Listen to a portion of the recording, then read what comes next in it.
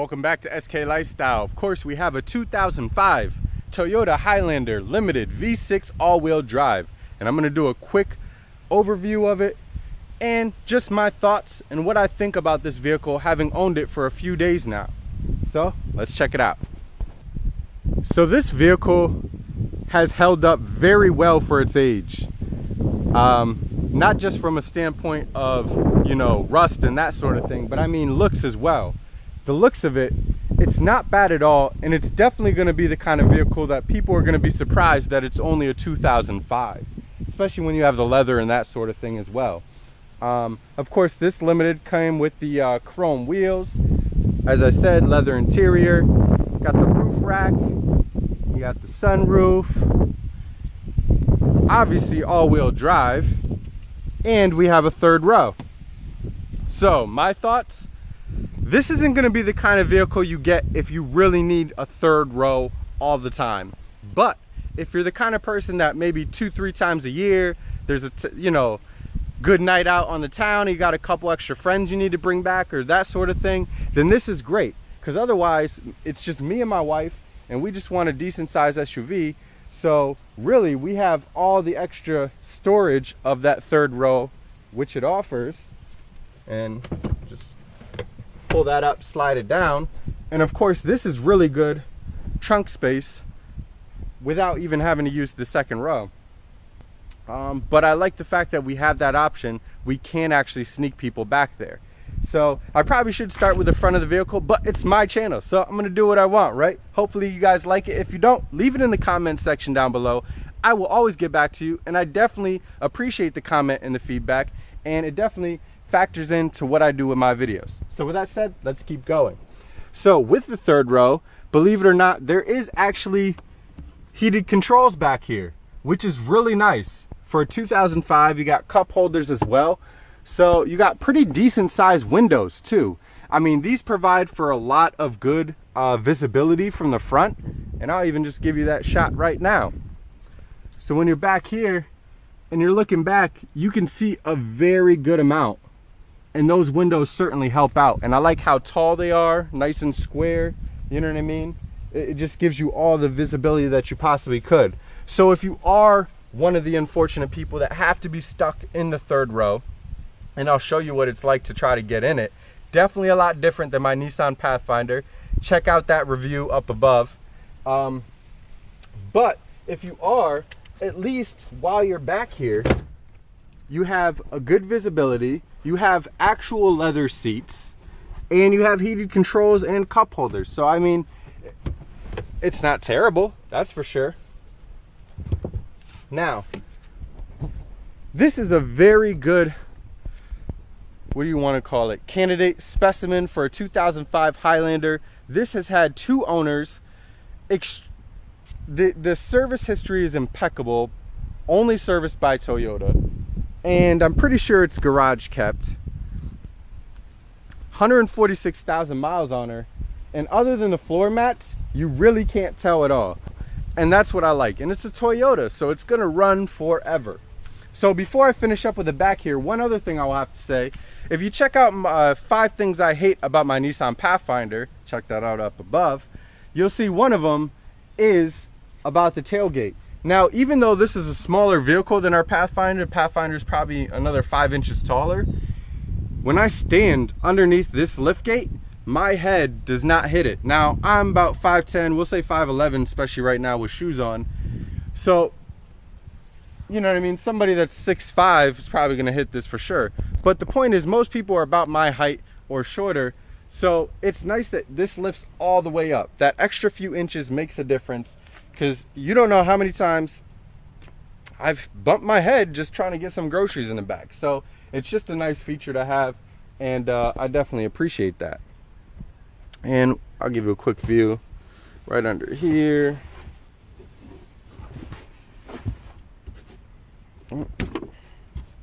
And just, some of your tools for your spare and stuff, which, if you're wondering, your spare is right under there. And if you can see that, the spare is an actual original Toyota tire. So that's really cool. And while we're under here, if you just want to take a quick look, you can see it is pretty clean. Of course, you know, there's a little bit of rust here and there for sure. And I may actually spray the bottom because I live here in New England where it gets pretty nasty in the winter. So I think I may end up spraying the bottom just to keep it, you know, keep the corrosion away and that sort of thing. But it's pretty clean, right? So the last thing I'll say about this tailgate right here is this. You can feel it. Well, you can't feel it, but you can see me as I move it, and it is just extremely light. It holds in whatever position you want it to, basically, and it will raise all the way up, and I like that. Very light to operate, very light. I'm sure it probably raised all the way up immediately when it was first released off the factory floor. Well, that's all right. I don't mind having to slide it up a little. So, coming into the back seats, again, my channel. I'm gonna go backwards just because I want to, right? These back seats are real nice. It's a very good step-in height, that's for sure. And here, I'll come. So this is my seating position right here, and I was pretty far back. I probably could have moved the seat up a little bit and so forth, but I'll leave it. Oh, got a ghost out here. No, sir. So you can see this kind of room. This is about 5 inches of knee room, and that's with my seat in the actual driving position. So if I was here, I'd be perfectly fine. That's for sure. Now these seats do slide forward and back, and of course that's going to be necessary when you are trying to get into the third row. So I'll just slide these up a little bit, and your handle is up here to move the seat. Now you see that? It's not really a big gap. On the other side, I believe it's a little bigger just because that seat's smaller. I'll try it in a second. But yeah, so it's not like the Pathfinder at all. There is some little fake kind of plastic step here, but I mean, for really, it's like climbing into a coupe. So like Doug DeMuro, I'll climb in the back just for the YouTube. Ugh. All right, so I'm back here. You guys got me to do it.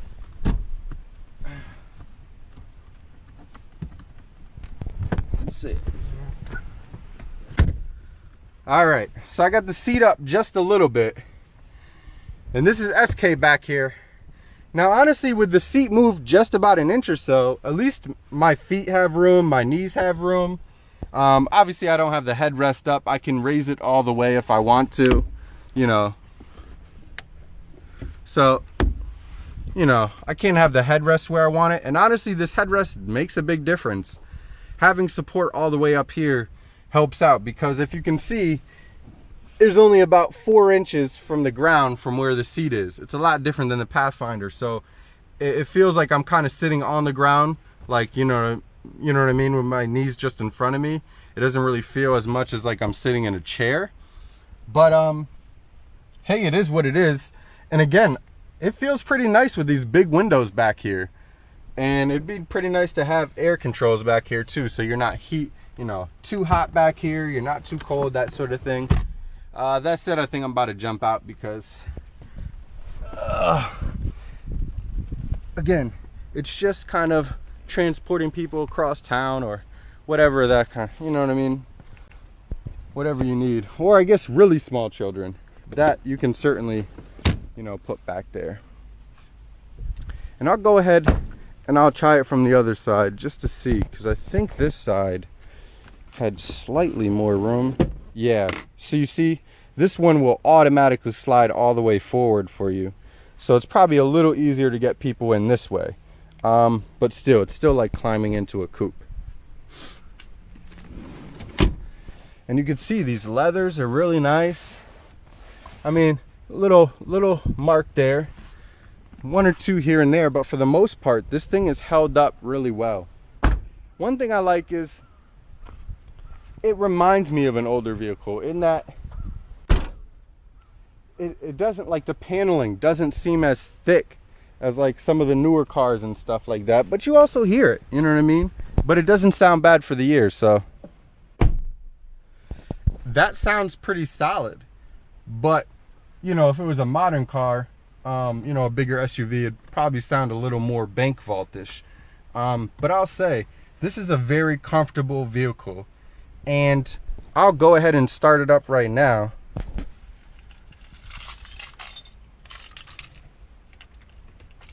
With the windows open too, and just hear how quiet this thing is.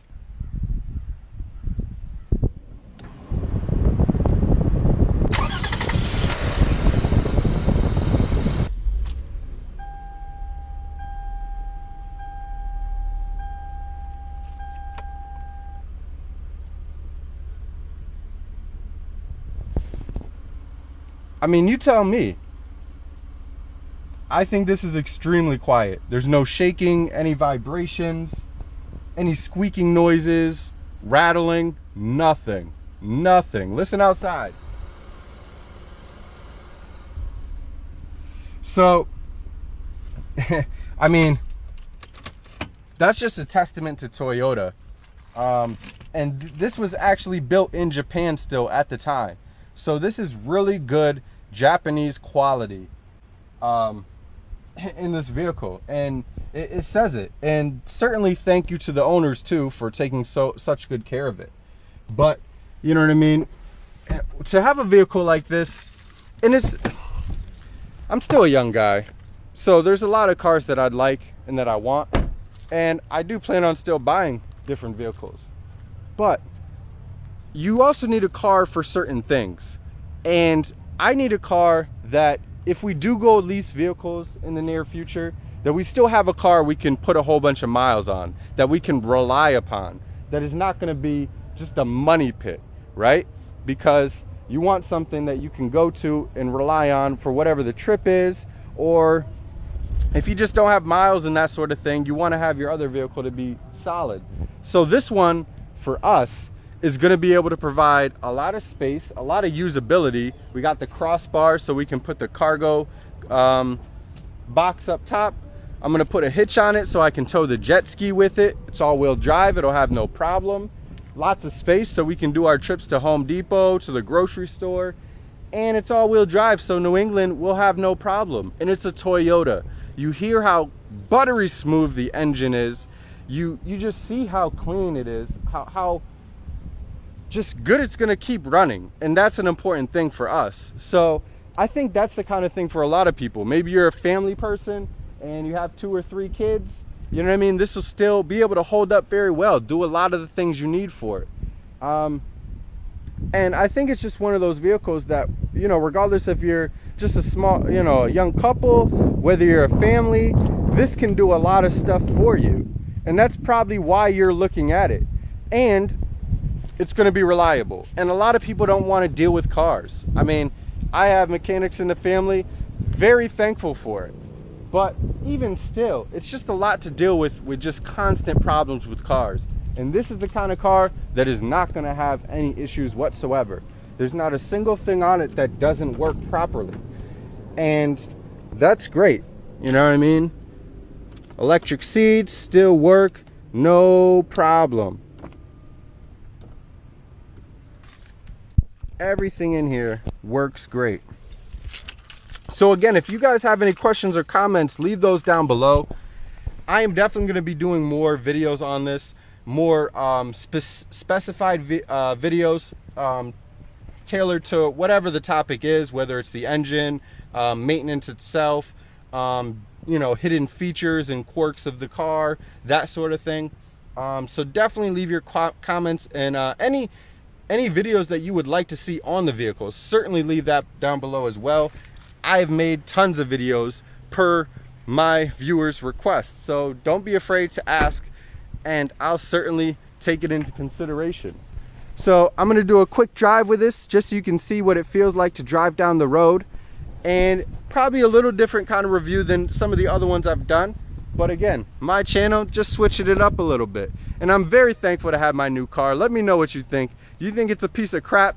Do you think it's going to run to 400,000 miles? Are you happy for old SK? Let me know. I appreciate you guys watching. Whew, excuse the sweat. It is hot out here. Maybe turning into fall in New England, but the temperature during the daytime is no joke.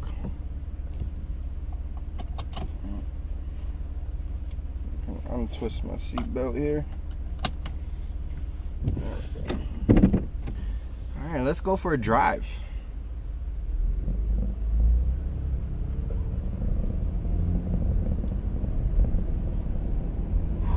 It just sounds so smooth. And I'll be honest, this car reminds me of old school luxury. Like, certainly probably what a old Lexus would feel like.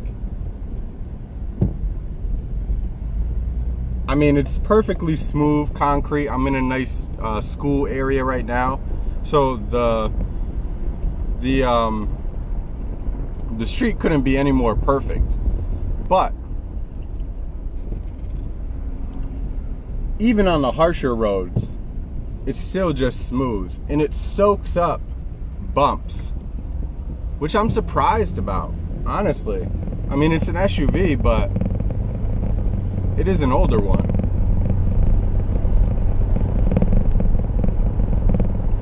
Pickup and acceleration is very good in this car.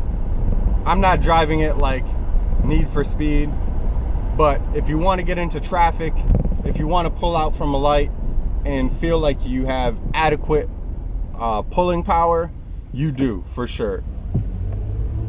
But honestly, how smooth it is, I feel like I like driving this car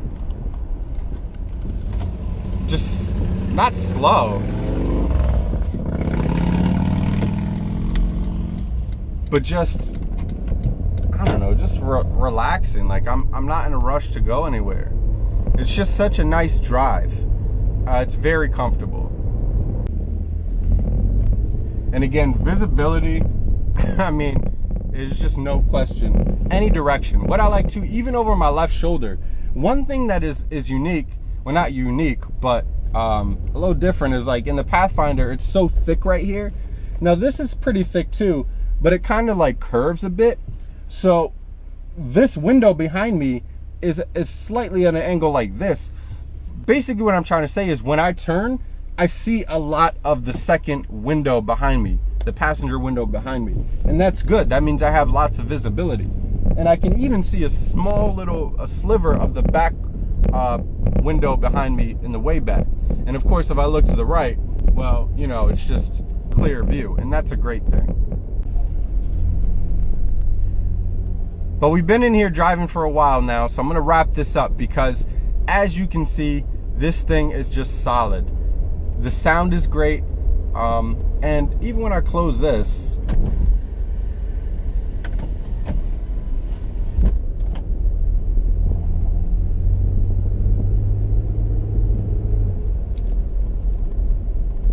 it's not too bad out. That's probably one area where a car like this might be able to do a little bit better, is outside noise. And again, it's not, I'm not saying it's bad, but I just think, you know, newer vehicles just have so much more sound deadening and stuff like that. But it is certainly good. And we've been surprised how well this stacks up to our 2018 Nissan Pathfinder. So I'm sorry that I've mentioned it so much, but it is a good comparison vehicle because it's a little larger, certainly a lot newer, has a third row, all-wheel drive, you know, all that sort of stuff. So it's a very good comparison. And for this to be able to stay on par with that speaks volumes. And I'm honestly surprised just how well it soaks up the bumps. And honestly, I think my wife is right. I think this one actually does soak up bumps even better than the Pathfinder. The only other thing I will talk about right before I wrap this up, and I just got to sneak this in, is the pedal. The gas pedal, it feels great.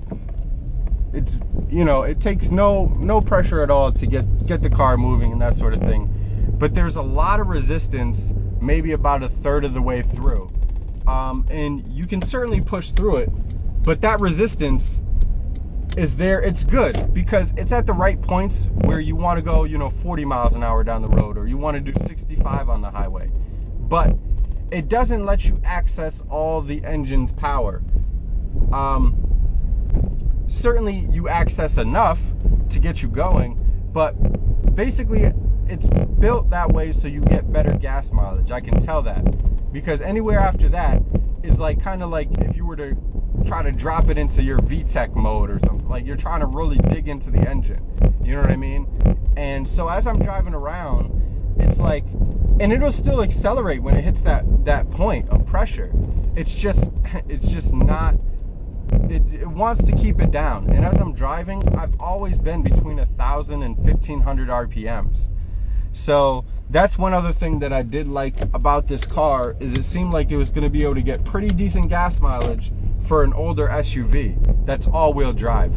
And so I'm very much looking forward to that, and you can be certain that I will be doing videos on the performance of this engine and its gas mileage and so forth, and how it does in town and all that sort of stuff. So stay tuned. So again, I thank you guys for watching SK Lifestyle. Please leave your comments and questions down below. Be sure to subscribe, and with that, I'm gonna send it. See you guys next time.